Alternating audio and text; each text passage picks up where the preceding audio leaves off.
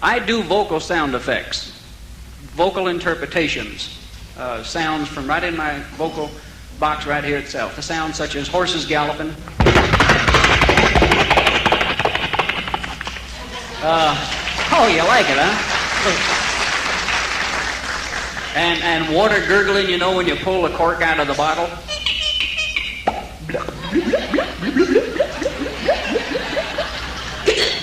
Booze. And, thank you. And explosions.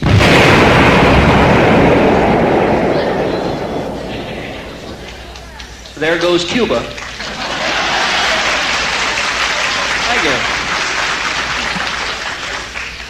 Now, whatever you're doing here tonight, hurry. You know, if you're going to applaud, hurry, because the light's going to fade the suit. This one here is made out of wood. Can you imagine clothes made out of wood? You're walking down the street behind a woman. She's got a wooden dress on and a knothole falls out of the dress. I guess we're going to have to look into that. Yep. Don't laugh, men. We're getting it. Wooden coats, wooden pants, no zippers, swinging doors. That's the way it goes. There she goes.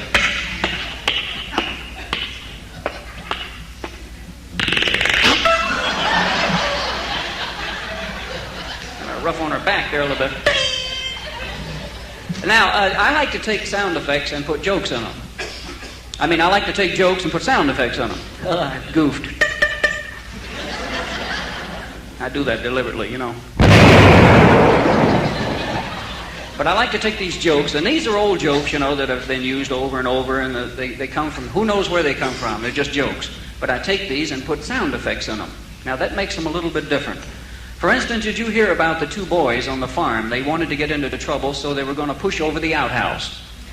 So there they were, rocking this thing back and forth, you know.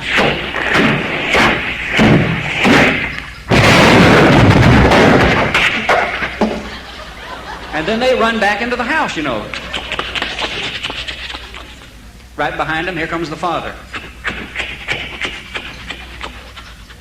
They open the door and go in. Right behind them, the father. He gets them in the corner, you know. Okay, who did it? The two kids look at him and says, did what? And he says, pushed over the outhouse, that's what. And they said, well, we did. And he says, well, I'm going to whip you for it. And they said, oh, wait a minute, hold on. George Washington chopped down a cherry tree. He told the truth, they didn't whip him. He said, that's right. But his father wasn't in that cherry tree either.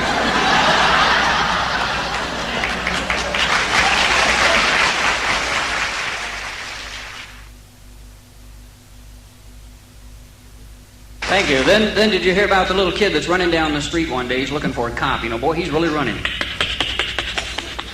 Finds the cop and he says, officer, he says, come back to the bar with me real quick. My father's in a fight. So they run back down to the bar, you know. Go through the swinging doors.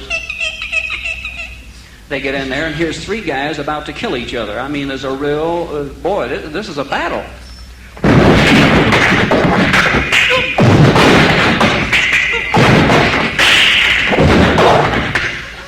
So the cop watches these guys. He finally turns to the kid, and he says, okay, kid, which one's your father? Kid looks at the cop, and he says, I don't know. That's what they're fighting about.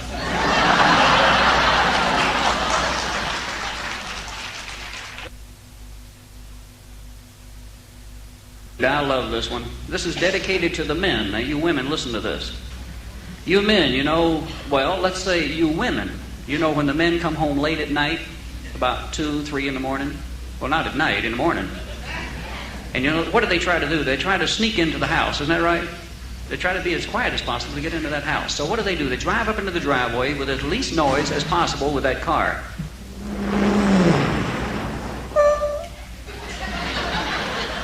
Then they open the door real carefully.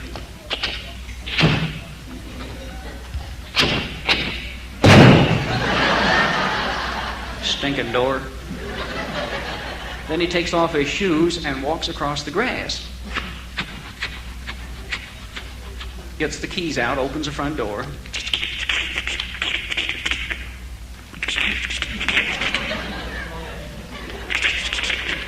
Damn it.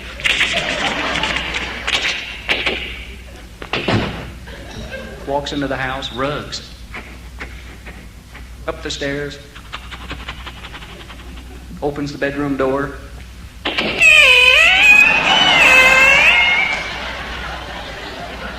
He was supposed to oil it, you know. Then he tiptoes over to the bed, pulls back the covers, puts one foot in the bed. All of a sudden the wife sits up. She yells at him, "Where you been?" Just scares the daylights out of him. Now here is the answer, men. The next time you come home late, drive up into the driveway. Don't be squeamish about it. Drive into the driveway. Go right on into the garage, even if the door's closed. Climb out of that car and slam the door. Walk down the sidewalk. Don't walk on the grass. If the dog barks at you, shoot him. Walk on up to that front door. Don't use the keys. Pull the doorknob off. Then walk right on into the house. Don't worry about the rug. Up the stairs. Open the bedroom door. She oiled it. Then go stomping right over there to the bed. Throw out both arms and yell, just shout it at her, you know. "Lover, here I am." You know, 9 times out of 10, that woman will lie there and pretend she's asleep.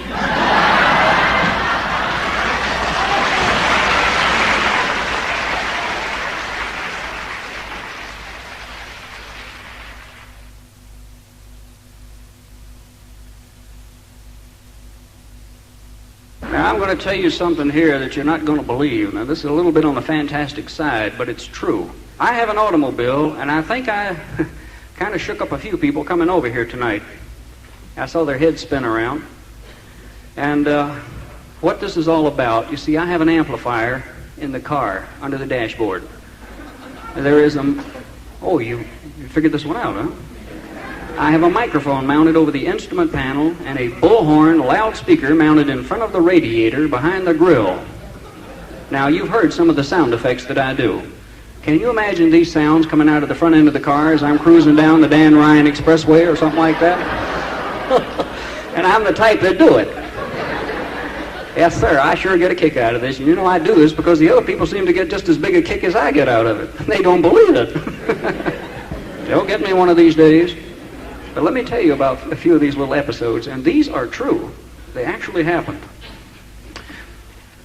This is the outer drive. You know where that is. I was cruising down that one day, and boy, it was busy. Somebody had sneezed. There was a traffic jam from the Loop to Evanston. They were really piled up out there. They were waiting on something to happen, and it did. I drove up. I got mixed up into that bunch, and I said, well, I'm an entertainer. They're not doing much. Let's have some fun. And so I picked up the mic and gave them the sound of a horse braying and galloping out of the front end of the car. All you could hear for a mile down the expressway out there. Suppose you were sitting in front of me and heard that. What would you do? They get out of their car. They're looking for the horse. What else? They get a little carried away. And did you know in Texas I've got a town haunted? I really have, between Dallas and Houston. See, I'm from Dallas, and I'd run down to Houston, do a show, and come back that night. Well, it might be pretty late, 2 in the morning. It's quiet. I'd pick on a little town, just a spot in the road, maybe 400 or 500 people there live there. But the sound I gave them was consistent. Every time I'd go through there, I'd give them the same sound. The sound of a train whistle, way off in the distance. And I would approach the city limits, and here's all they could hear.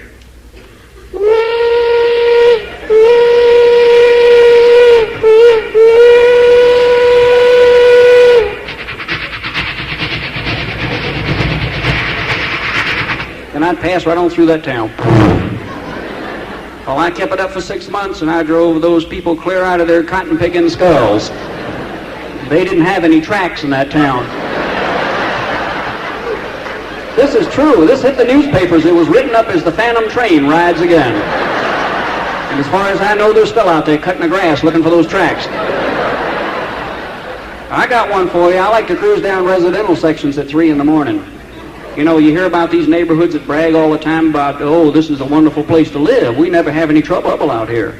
We have no guards. The dogs don't even bark. Well, I got a hunch they must be bored. So I decided, well, I might as well live it up for them a little, you know, give them a little excitement out there. They've never had anything written up in the paper about their neighborhood, but when I get through, boy, they're going to have it. I cruised down there about 2 or 3 in the morning, give them a cop and robber scene, you know, ricocheting bullets and everything. And at 3 in the morning, it's the most wild sound you've ever heard.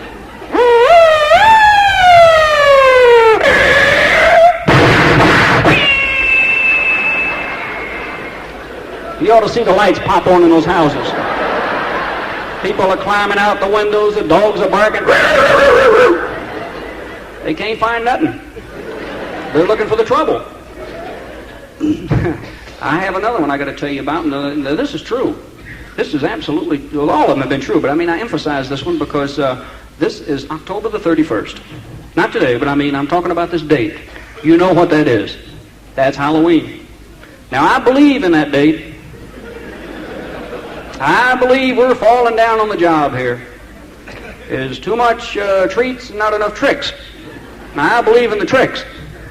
And you know, when you're sitting at home and you have that doorbell bit, you know, there's always somebody there begging for candy.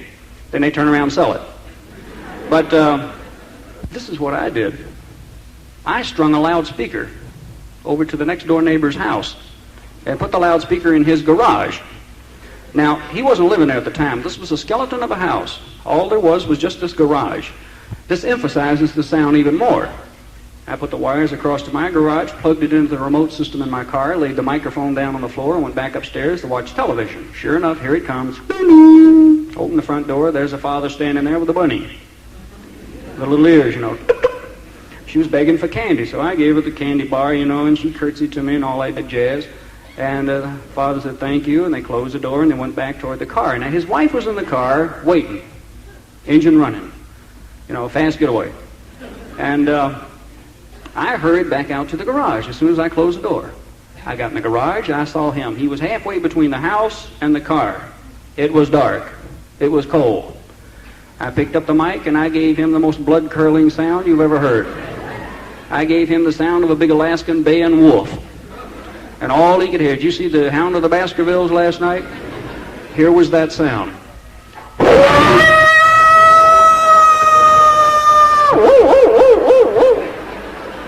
And I'll tell you something, it was cold that night, but it wasn't that cold, but that boy froze right there. He didn't even move. And that bunny was wrapped around that left leg. And there they stood, and they waited, and they looked at that garage, you know, 1 foot in the air. He was looking at the garage. I'm standing there laughing, but not really. I'm waiting. I said, well, he can't stand there all night. So I gave him another sound. He started to move toward the car. His wife's gunning the engine. So I gave him the sound of a snarling cat, you know, of a mountain lion. Well, that did it. He took off running, and so help me, lightning can hit me right here on this spot.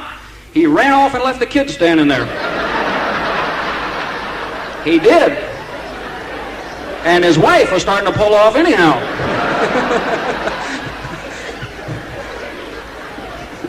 Can you believe that? Oh, well, that was my night. Now I got one more. I eased up to an intersection one day. I've got about 3 of these little doodads. I eased up to an intersection one day. Boy, it was busy. It was loaded out there with victims, or pedestrians. And they were walking back and forth. It was a busy, busy intersection. There was a cop out there directing the traffic, blowing his whistle, having a ball. And there was all these people there. And oh yes, the hot rodder. There was one at every intersection.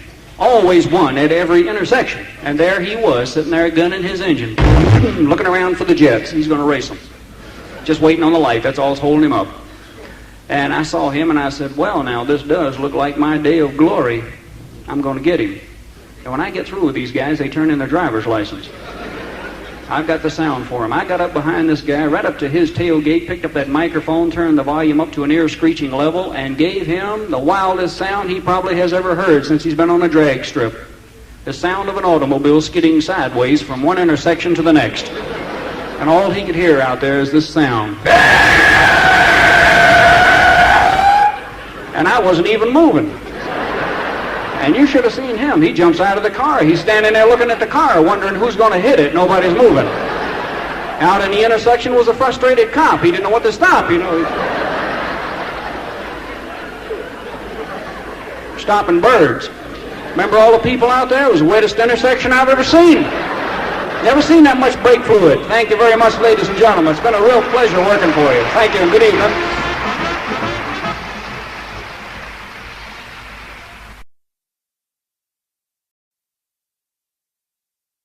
Well, I do all these sounds vocally. I use no props, no tape recorders, phonographs, tricks, or gimmicks of any kind. This microphone I have in my hand is not a special mic, although it looks like a gun. It's a standard stock Shure Brothers mic. Everybody thinks there's a tape recorder inside of it. We can't get it in there yet, but the Japs are working on it.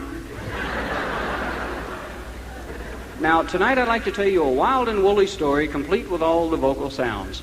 This story I call The Big Duck Hunt. This is all about duck hunters. Guys who like to hunt ducks.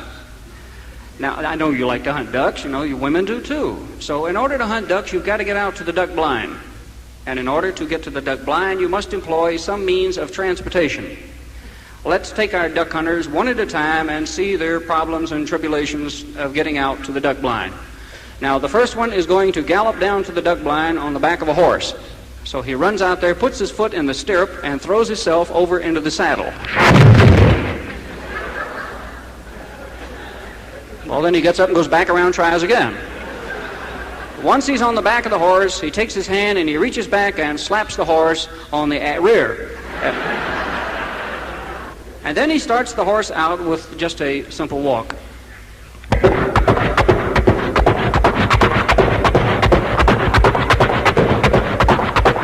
Now we bring the horse up to a trot.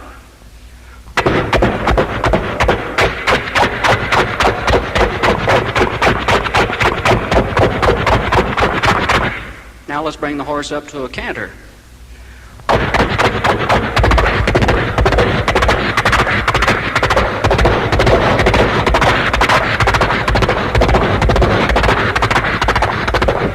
Now let's bring the horse up to a gallop.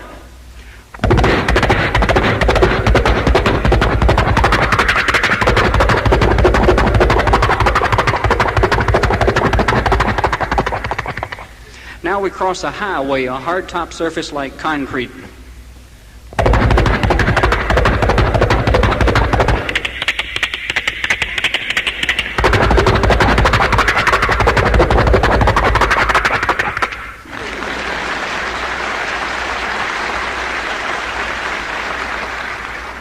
And now he crosses a bridge, a little swayback.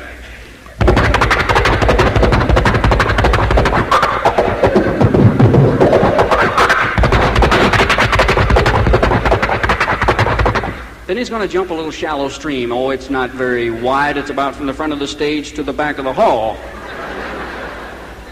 Well, this is a strong horse. He can do it. Here he goes.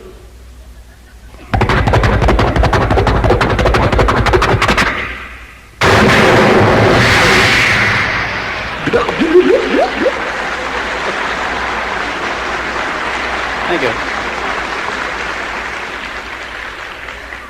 That takes care of the first duck hunter.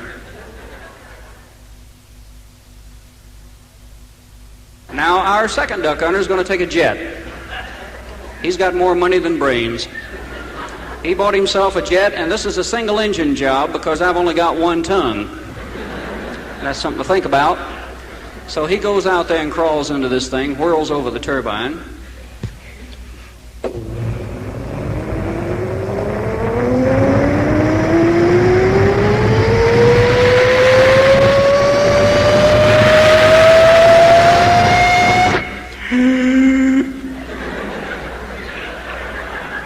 Well, it's either that or drop dead.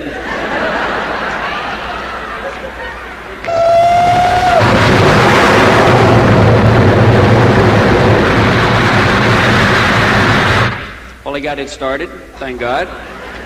He taxis out to the end of the runway and he blasts off.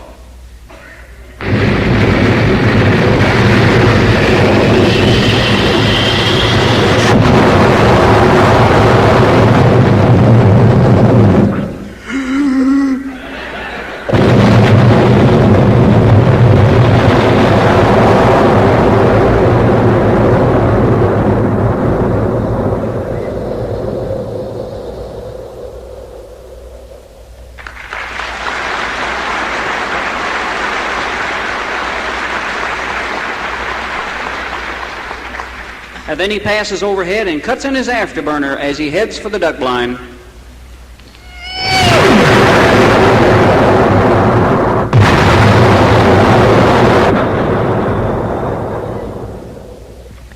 That takes care of the second duck hunter because, you see, he was only 2 miles from the duck blind and he overshot.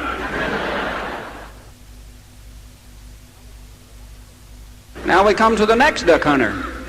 This one's going to take the train. This is the big locomotive of yesteryear, the one with the steam whistle. Remember the whistle when you could hear it on a cold night and it gave you a lonesome feeling? Remember that sound?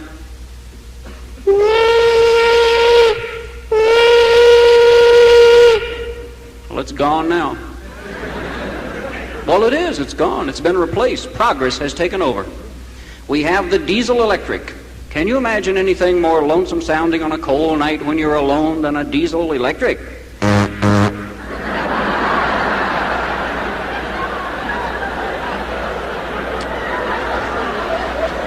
Isn't that a gasser? There's the train in the station, and our duck hunter is on board. Here are the nostalgic sounds of this old giant locomotive which has passed into history.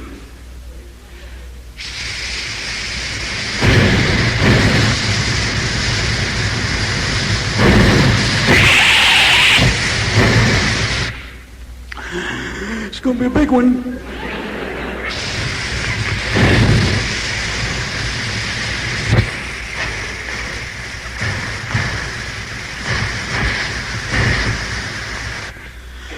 More steam.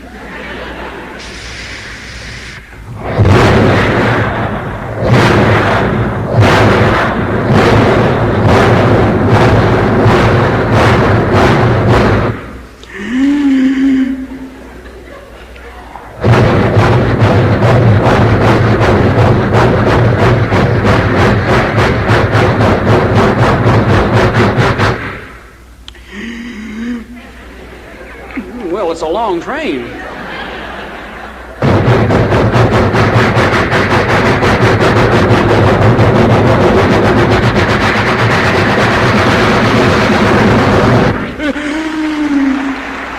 I got one to go.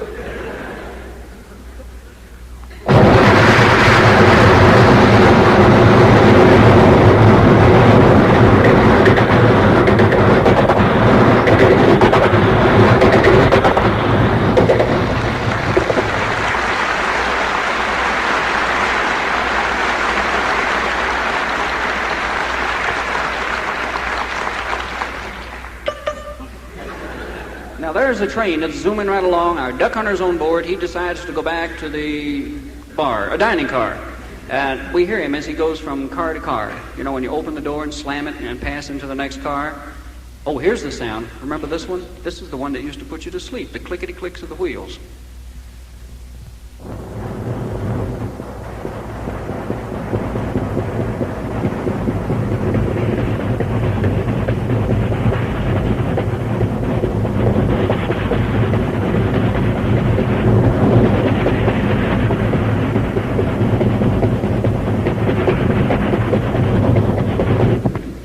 Then he opens the door and goes, "Oh, you like that one, huh?" I like that. That was a sound. I'll never forget that one. I was in the Navy 8 years, 7 on trains. How could I ever forget it? Now we open the door.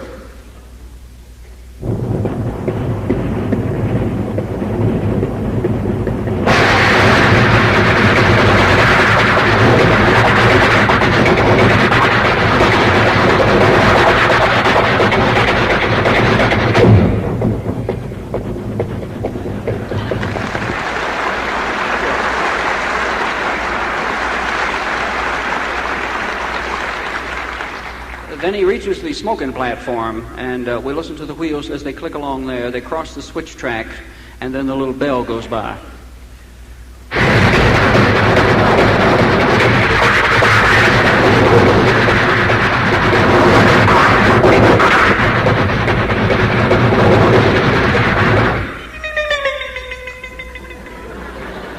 Crossing.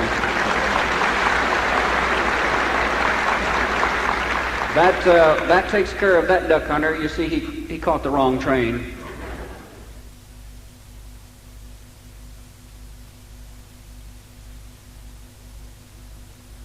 Now we go to the next one. This is where the fun starts. This one just bought himself a new car. He is proud of this. It's a bright red car. He parked it in front of the house so the neighbors could see it. This builds up the hate. There's the car. Oh, they do this. Oh, they do. They wave to the neighbors, to get their attention. So he starts out of the house, going out to the car. Here he comes, walking across the living room floor, going outside. Opens the front door.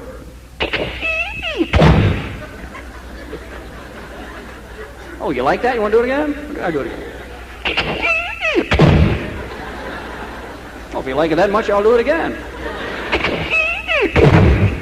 And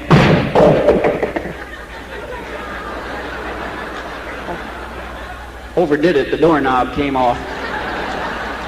I'll kick it over there. It'll fall down those wooden stairs and hit the concrete. I'll kick it.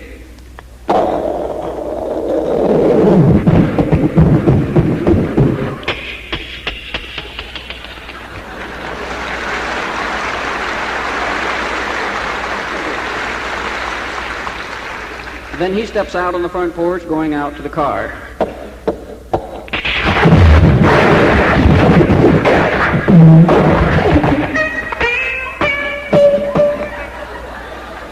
Fell onto the front porch on an empty beer can. Climbs out from underneath the front porch, and then he goes on out to the car. Now, this is a beautiful car. This is a magnificent piece of machinery. They send men to college for 4 years to study how to become mechanical engineers, electrical engineers, stress engineers, and all kinds of engineers. This is the result, the end result. He opens the door and climbs in. Checks the electric windows. You push the little button and the windows go up and down electrically, occasionally.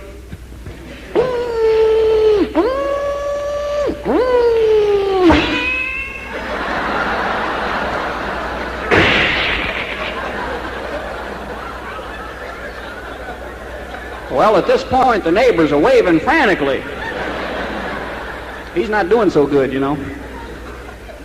Well, those things happen like that. Then he gets the keys out and he tries the engine. Now, this is a magnificent piece of machinery. This is precision. This is better than a wristwatch. It's better than Cape Canaveral. No countdown. Takes the keys and tries the engine. 16-cylinder engine, 32 carburetors. Spares. Tries the engine.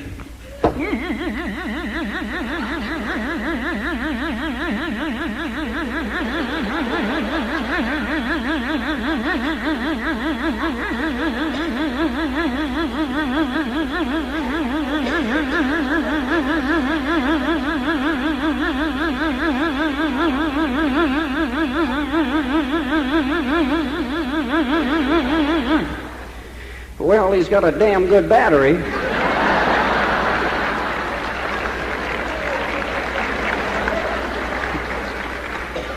What this thing needs is a good, swift kick. Oh, I've got to tell you this. You know the most nauseating sound that was ever created by man? There is one. This is the most sound that was ever generated. It's a cold morning. You go out to your car. You climb into the car, get the keys out. Here is that unforgettable sound, or unforgivable sound.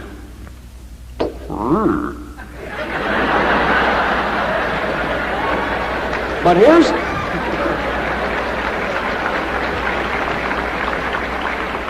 here is the worst part, and you know that automotive industry, as old as it is, haven't been able to figure this one out yet.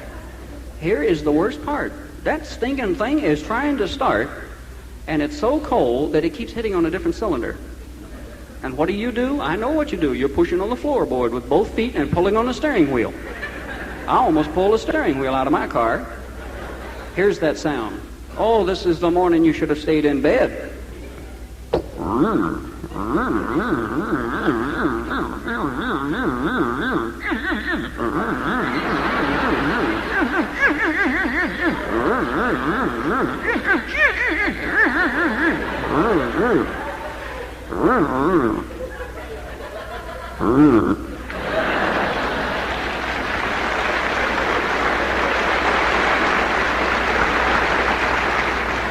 Like I said, this car needs a good swift kick. Now, that's the way my grandfather used to get the old car started. He'd get out and take a piece of chalk, mark an X in the middle of the bumper, and take his foot and busted one. He'd get back into that thing, and he'd take off down the road.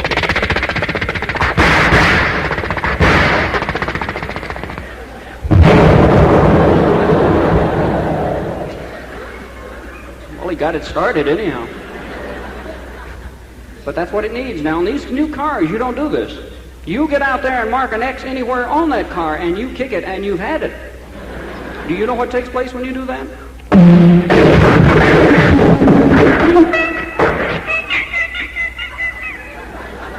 Well, they're making them thin. They are. You know, these big $20,000 jobs they brag about, and oh, they put the big V and the diamonds on the hood. You know, it's great. It looks great. You can walk out there and take your hands and push the whole side of the car in. Have you ever done that? And some of them are so thin you can't get the you got it in.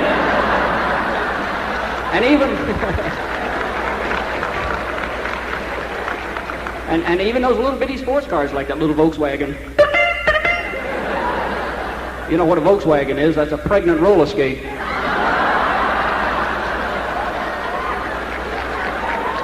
Well, this duck hunter's got to get this stinking thing started. We'll try it again.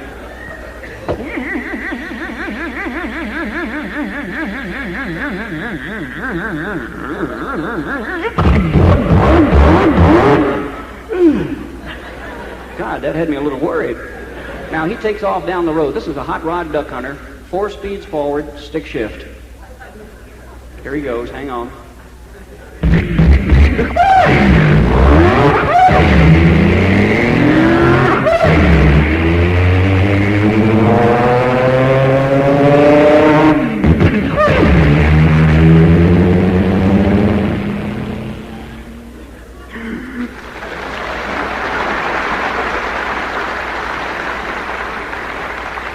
Did you get the last shift? I double clutched it.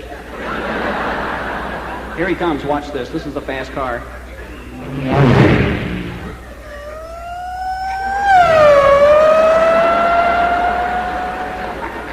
Radar buddies. Well, they'll never catch him. Here he comes again. He's cut in all of his afterburners, or carburetors. Now watch this. Boy, he's moving.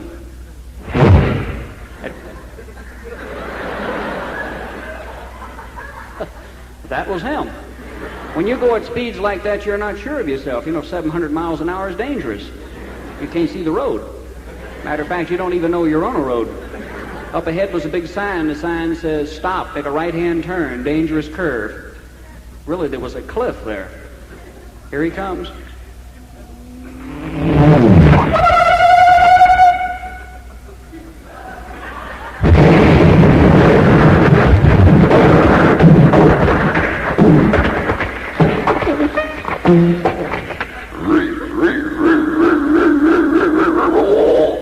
Hubcap.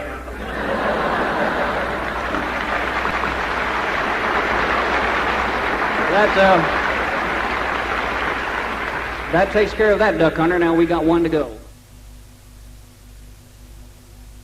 This next one's got it made. All he has to do is step off the pier into the boat. A very simple task. So he steps off the pier. Too simple, he missed. He climbs into the boat, he unties the boat, pushes it away from the pier. He has no worries because he's got an outboard motor. And all you got to do is pull that rope, the engine will start and take you out to the duck blind because that guarantee says it will. He pulls the rope.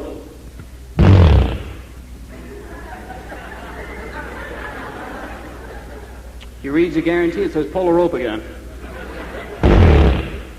Turns the page, says pull the rope again. Turns to the last page and it says tear up the guarantee. What this thing needs is a good hard pull, and the way you do that is put one foot in the bottom of the boat and one on the transom. Grab a hold of that rope and pull. Put some elbow grease behind it.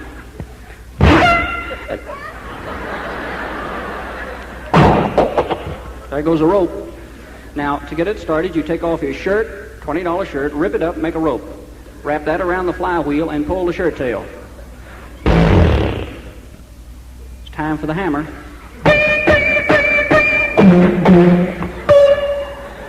It'll start now. He pulls that shirt tail.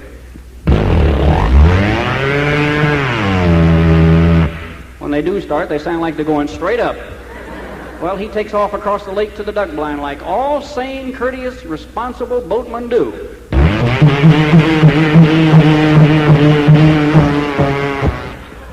On the way out, he takes 2 fishermen and 1 water skier. Now he eases the boat into the duck blind. He's ready to hunt ducks. He breaks open that double-barrel shotgun, loads it. He's ready. Turns on his miniature radar. Sonar in the boat for the fish in case the ducks don't show up. He's ready. Comes the first duck.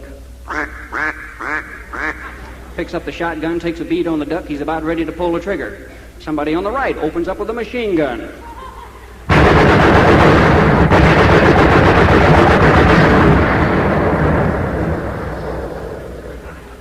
You think that's frustrating? Somebody on the other side opens up with a 40-millimeter cannon.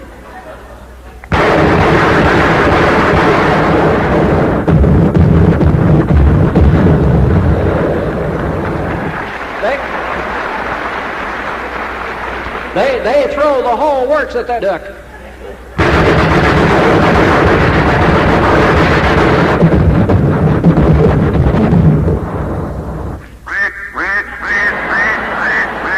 And so ends the story of the big duck hunt. Thank you very much, ladies and gentlemen. Thank you.